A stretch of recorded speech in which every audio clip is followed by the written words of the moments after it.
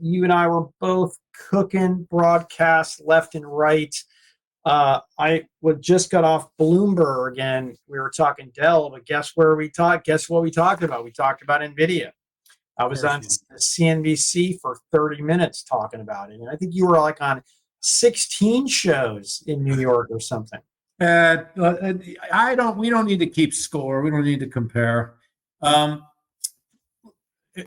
so you and I could spend like the full hour on just NVIDIA. Yeah. And by the way, everybody out there can read the print. It was really good.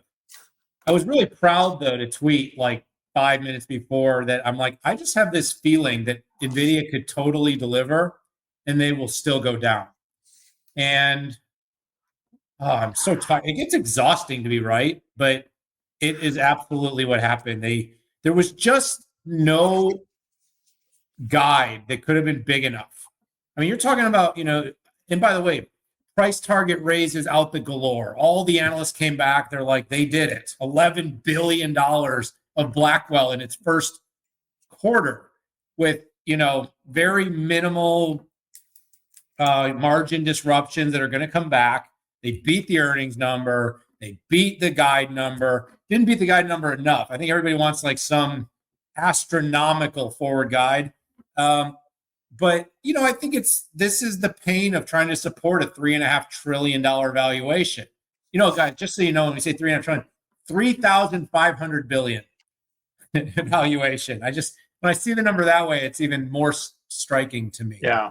But Pat, here's the thing: the biggest and most important takeaway for me of this whole NVIDIA thing is that all the FUD, all the nonsense, all the competition, all the stuff that's supposedly happening, it's just not happening. It is not. It's just FUD, FUD, FUD.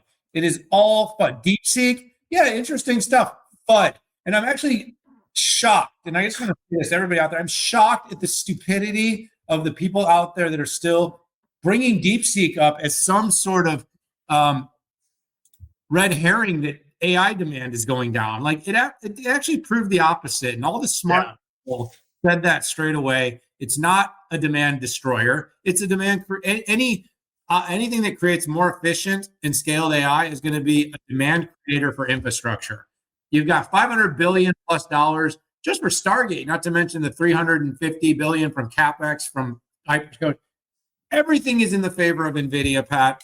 I'm going to kick this one over to you rather than just talking all the way through it, and then maybe you kick it back to me. The only thing I would say is very quietly, because data center is the only thing I was talking about, very quietly, all of a sudden, though, they've taken interest in automotive. And it's not a huge business for them, but automotive is up like triple digits. It was just another interesting little side note amidst all the Blackwell and data center talk. Yeah, so before you and I go on the shows, they ask for notes, right? Anyways, I said it was going to be a triple beat, and what I wanted to look for was more Blackwell rollout details, supply chain clarity, and a very direct DeepSeek statement, and also color on gross margins. I popped on Closing Bell on CNBC, and I got the gross margin question. And again, I didn't know what the company was going to say, but I said, listen, John Ford asked me, hey, what's typical margins, right? Is 70% good margins for semiconductor? I said, that's industry leading. I think average is around 51%, and anything around there is doing pretty awesome. And then I speculated that this is likely some pull aheads, supply chain to get everything ready for Blackwell. I was happy to see that was the explanation that NVIDIA gave. And, to me, this is not me looking at a spreadsheet. This is just being in the semiconductor market and having to do these things. I think in the end of the day, this is a stock that people are looking for reasons to sell and reasons to get out because of its value, because of just how big it is. I don't think the company was as clear as it could have been on tariffs.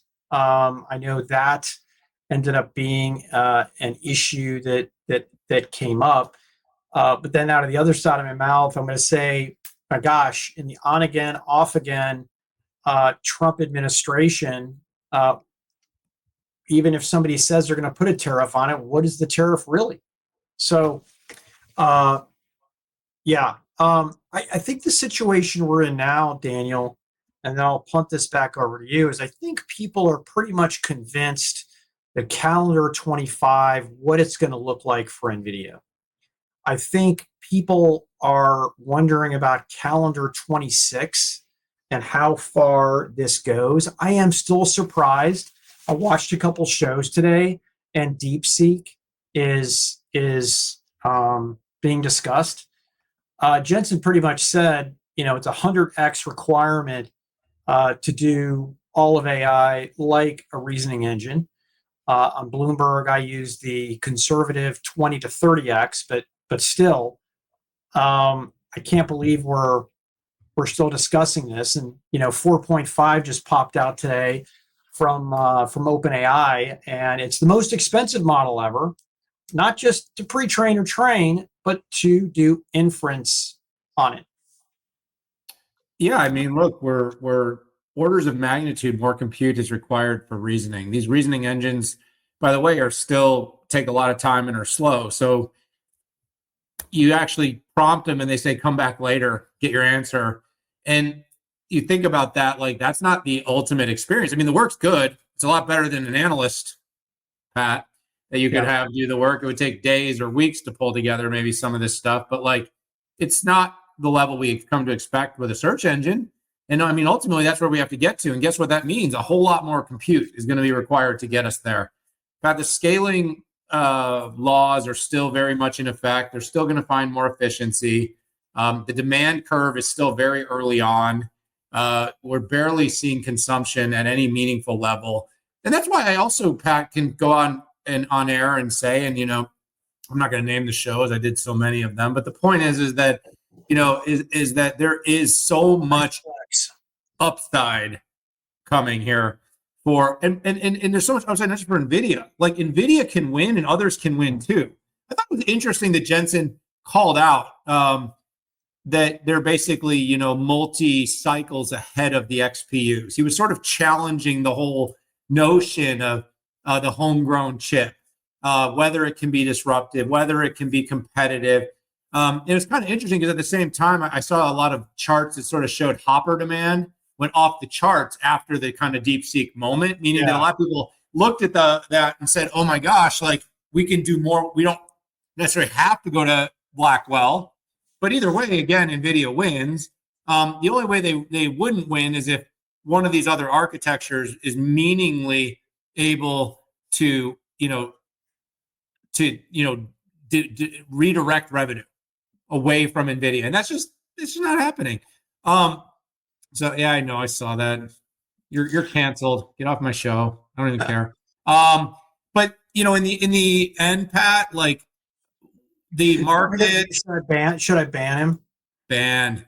No, I mean the markets are basically looking for zero sum. They like the DeepSeek story, the TD Cowen story. They like the XPU competition story because they ultimately want a winner and a loser. They don't want there to be anything in the middle. And the thing is NVIDIA can be a massive winner. When we talk about their Cisco partnership, you can talk about how Spectrum X can be a winner and so can InfiniBand. Like it does not always have to be one thing. And the market's sort of missing that in a really substantial way at times, is that NVIDIA will keep winning, but others will too. This will get more democratized. There's a whole lot of other economic, supply chain, China-related issues that probably we can't even get into here, Pat, because then it's going to be the 975. But like, Pat, like I don't give a darn what the market did in response to this. Every quarter that the market keeps selling NVIDIA on better results, it means it's a cheaper stock to own. It actually has gotten to the point where it's one of the cheapest on a forward PE basis of all the Mag 7 companies. All they do is print cash. And if I'm Jensen, I'm chilling. I'm not worried about it. Just keep doing what you're doing because you're revolutionizing an industry. You're making a ton of money. Yeah, you're going to piss some people off. There's going to be some people that'll try to disintermediate the supply chain. And if they can do it, hats off to them. But right now, they're getting it done. Yeah, don't do anything unnaturally stupid. Remember that conversation we had earlier this today, right? Like you're crushing it. Don't do anything unnatural that gets you off track here.